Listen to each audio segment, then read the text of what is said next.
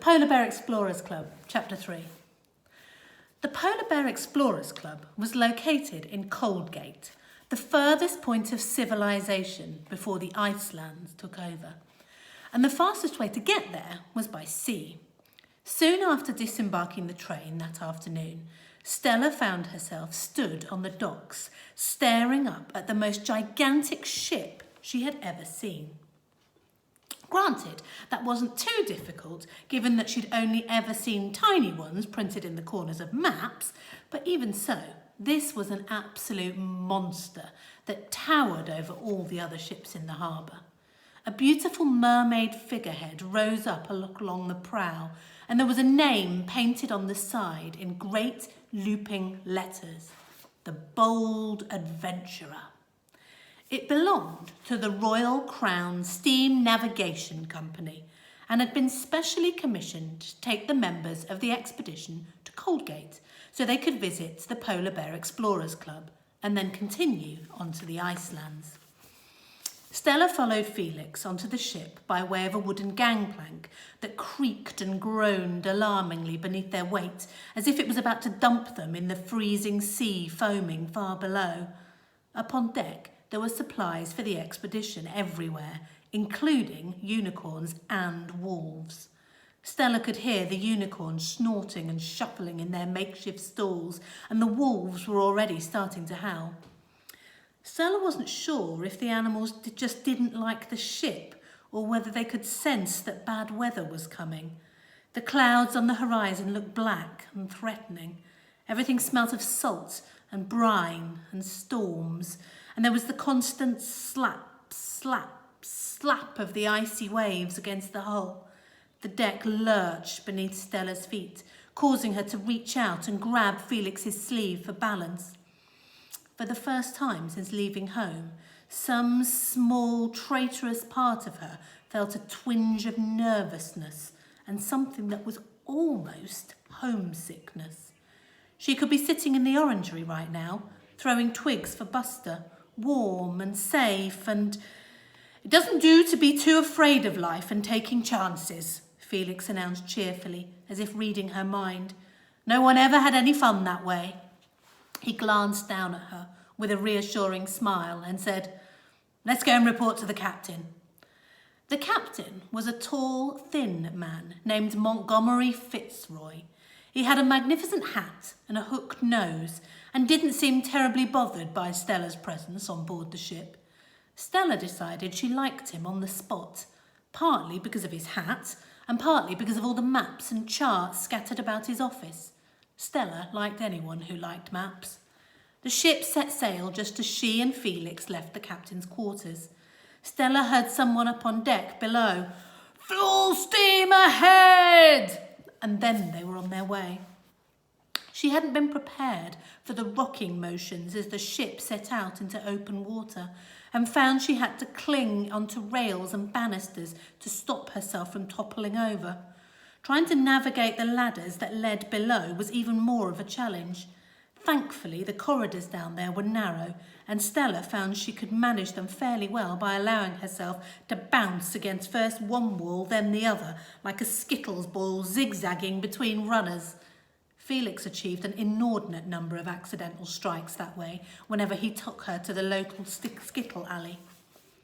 There hadn't been any spare cabins on board, so Felix and Stella were sharing one night at the pointy end of the ship. Felix opened the door and revealed one of the tiniest rooms Stella had ever seen. Really, it was little more than a cupboard, with a pair of bunk beds, a bedside table, and a porthole that offered a glimpse at the increasingly bad weather outside. "Felix, look," Stella said, placing her hand against the bed to brace herself. "If you stare out of the window and you see the sky to begin with, and then it changes to sea, and then back again. It's like being on a seesaw." Felix grunted in response, which really wasn't very much like Felix at all. Stella glanced around at him and said, "Are you all right? You've got an awfully funny colour, sort of like putty." Felix staggered over to the bottom bunk and flopped down on it. "Seasickness," he groaned. "Already?" she said. "We're barely out of the harbour." Gets me every time. I need to lie completely flat and not move a muscle. Stella wrinkled her nose. That didn't sound like much fun at all, especially when there was a whole ship out there to explore. Can I do anything to help? She offered reluctantly.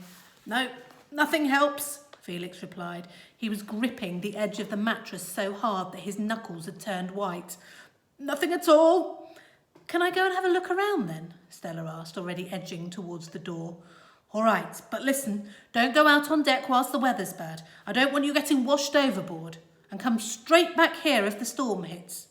Stella promised she would, and then hurriedly left the cabin before Felix could change his mind. Exploring turned out to be every bit as thrilling as Stella had imagined. Some of the polar bear explorers were having a cocktail party in the gramophone room with lots of thick cigar smoke and irritatingly loud laughter and flamboyant moustache twirling. So Stella gave them a wide berth and headed to the lower decks instead. Down in the hold, she came across their stored supplies, which included sleds, tents, snowshoes, tin cups, and rifles in case they came across any woolly mammoths, yetis, or bandits, or angry gnomes, Stella supposed. There was also a giant crate of iced gems for the unicorns. Stella couldn't resist sneaking a few of the yummy biscuit treats on her way past, taking care to pick out only the pink ones. The ship was now out in open water and bobbing around like a cork, which made walking in a straight line particularly difficult. In no time at all, she was lost again. Stella was delighted. She'd never really had the chance to get lost before and found it a perfectly delicious feeling, not knowing where she might come out next or who she might meet. One couldn't help where one got lost, so it wasn't entirely Stella's fault that she found herself up on deck where Felix had told her not to go. She just happened across a ladder, which she climbed, only to enter the wolf's kennels, filled with the smell of wet fur and sweet hay.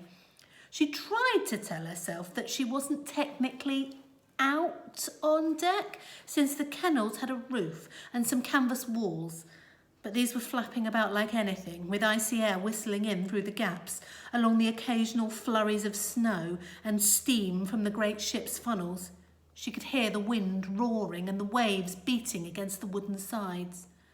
Stella was just thinking that she really shouldn't be here and ought to get back down below when a heavy thump made her head turn. There was a boy at the back of the kennels, shifting great big piles of hay. He looked about a year older than Stella, with very dark hair that reached almost to his shoulders, golden brown skin, and shirt sleeves rolled up to the elbow. Stella felt a twinge of jealousy at his light brown skin. Until she'd started at the village school, she'd always assumed that there were other white children like her. But all the other kids at school were pink or black or brown. No one was white like she was, absolutely nobody. She came home from her first day crying, and when she told Felix the reason why, he'd just said, "Oh, my darling, it simply doesn't do to be jealous of other people's skins, or of their possessions, or good fortune, or little triumphs. Nothing lies down that road but misery. The man or woman who walks around constantly comparing their lives to others will never be happy. But I'm different from all of them. No one else has white hair or skin. They all said I was a ghost girl. Why can't I just be normal?" Felix scooped her up in his arms and kissed the top of her head. "I tried to be normal once, and it made me utterly miserable," he said. "So I gave it up and have been perfectly content ever since. It is no great achievement to be the same as everyone else, Stella. Being different is a perfectly fine thing to be, I promise you." Back on deck, Stella took a step further into the kennels and called a greeting to the boy at the back, raising her voice to be heard above the gale. He turned around and lifted his eyebrows in surprise at the sight of her. "Hello there," he said. "I didn't expect to see anyone else up here. Haven't you noticed there's a storm coming?" "You're here, aren't you?" "Sure, but I'm looking after the wolves." The boy's clothes were covered in hay, and there was even pieces of it sticking out of his hair. He had brown eyes and wore a silver wolf pendant attached to a cord of leather around his neck. He also had an earring dangling from his left ear. Stella was pretty sure it was a wolf's fang. It made him look like a pirate, which made her like him instantly. "What's your name?" she asked. "Shay Silverton Kipling." "Captain Kipling's son?" Stella recognised the name of their expedition's captain from all the times Felix had mentioned him. "That's right," the boy replied. "I'm Stella Starflake Pearl." Shay grinned. "I know who you are. You're Felix's daughter. He's visited our house to plan expeditions before.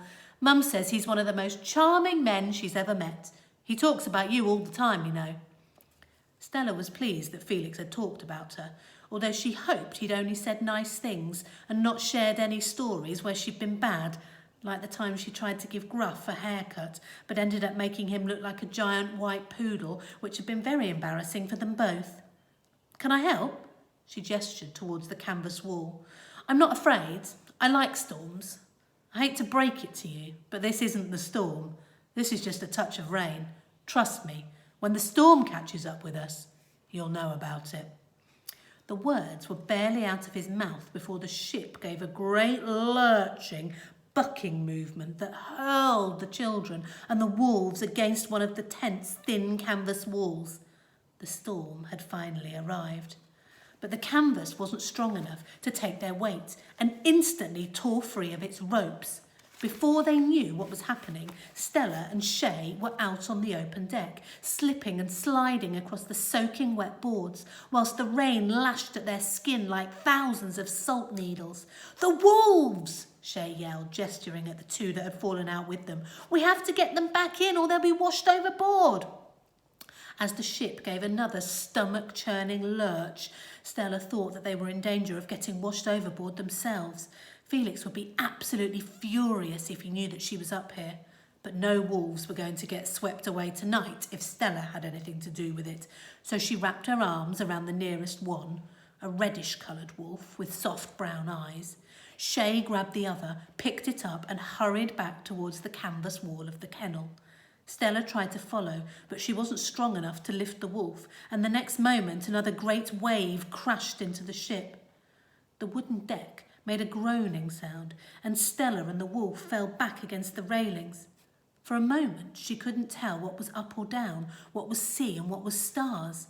Then a huge flash of lightning lit up the sky, making it almost as bright as daylight, and a cold, foaming wave reached right over the side of the ship and tried to pluck her from the deck, drenching her in the process. "It's okay," Stella gasped as the wolf whined and panted in her arms. "It's okay, I've got you, I won't let go." She struggled back to her feet and took a lurching step in the direction of the kennel. Thunder broke overhead so loudly that it was almost like the sky was being cracked in two. The deck suddenly fell away from Stella's feet as the ship took another plunge over the edge of a giant wave. She fell back, and this time she was higher than the railings, and there was nothing to stop her from sailing right over them, out, towards the sea. As she flew over the side, beyond the point of no return, she couldn't tell whether the roaring in her ears was from the pounding of the waves or the crackle of thunder or just the thrumming of her own blood beating against her eardrums. She heard Shay shout out her name, but her jaw was too locked up with fear to call back. Her arms were still clamped tight around the wolf as she screwed up her eyes and tries to brace herself for the shock of the icy water hitting her skin, the terrible, black, greedy sucking of the ocean that would draw her right underneath the surface with the drowned men and the mermaids and the sunken pirate treasure. Only it never came. Instead, she landed with a crash and a thump on something solid. And then everything went unnaturally, eerily quiet. The wolf squirmed out of her grip, and Stella sat up, trying to work out what was happening. Her back gave a twinge of protest, but she seemed to be all in one piece. An oar clattered against her foot, and she realised that she had landed in one of the lifeboats. "Are you all right down there?" Stella looked up and saw Shay peering over the railings at her.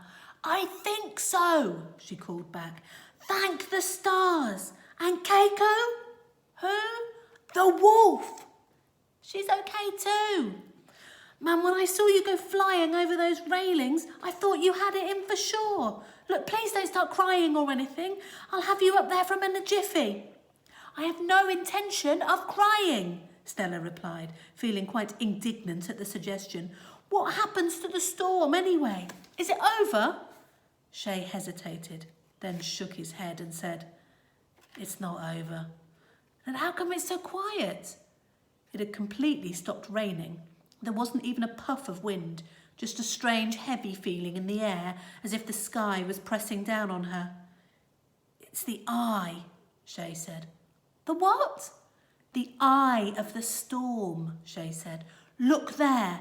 He pointed down into the water, and Stella craned her neck over the side of the lifeboat. She couldn't work out what she was seeing at first, but then suddenly she gasped. Where she had expected to see only dark waves, there was a huge, great eye staring at her, shining in the moonlight. It was easily the most enormous eye Stella had ever seen. The pupil alone was wider than she was tall, a deep, dark black, the colour of strange and terrible secrets.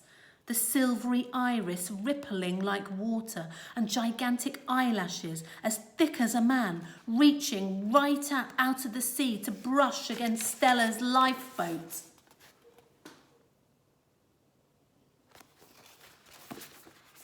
Great Scott, she muttered, staring down, torn between fascination and dread. There was something almost hypnotising about that eye, something that made it hard to look away. We don't have much time. Hold tight. I'm going to pull you up, Shay called from the deck, already tugging at the ropes. Stella looked back over the side. If she were to reach over, she would actually be able to touch one of the eyelashes with her fingertips. The fleeting thought occurred to her that perhaps she should grab hold of one and try to yank it free. An eyelash from the eye of the storm would, after all, be a fine addition to the curiosities on display at the Polar Bear Explorers Club. The president was sure to be pleased with her, and such a trophy might help persuade him that she really was cut out to be an explorer. She reached her hand over the side, all set to do it, but then she recalled something Felix had once said to her. Sometimes you should let sleeping polar bears lie. Stella thought that the same general rule probably applied here. Poking the eye of a storm on her very first voyage seemed like a rather foolhardy thing to do. Plus, it would have been very rude. Stella had always liked storms and had no wish to offend this one. Goodbye, storm, she whispered instead, as Shay tugged on the ropes above and the lifeboat rose steadily up towards the deck. Well, you're a sparky thing, aren't you? Shay said with a grin when she finally drew level. Exactly what I'd expect from Felix's daughter, really. He gave her his hand and helped her scramble out before scooping out the wolf. Then he turned back to Stella and, to her surprise, threw his arms around her and squeezed her tight in a great big hug. You wonderful girl! Thank you, thank you, thank you, he said. Keiko would have been lost if it wasn't for you. He let her go, glanced out towards the horizon and said, The calm won't last. Let's batten down the hatches while we still can. Stella cast one last look down at the eye before following Shay to the wolf pen. They just about had time to get inside and tie the wall firmly down before the eye of the storm closed and the gale started up around them once again.